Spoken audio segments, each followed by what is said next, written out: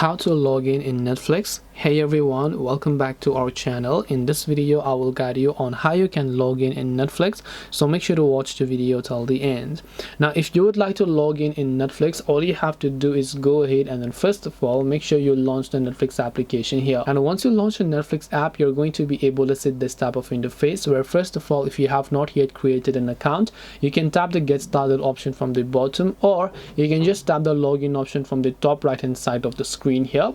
Once you tap the login option from the top right, you can simply make sure to enter your email address here associated with your Netflix account, and you can just go to the password box to also enter your password.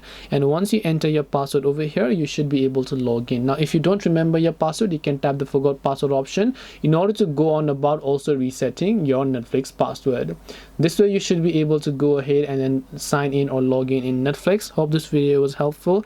If you have got any more questions, feel free to leave them down below. Thank you for watching till the end of this tutorial, and see you soon in the next video.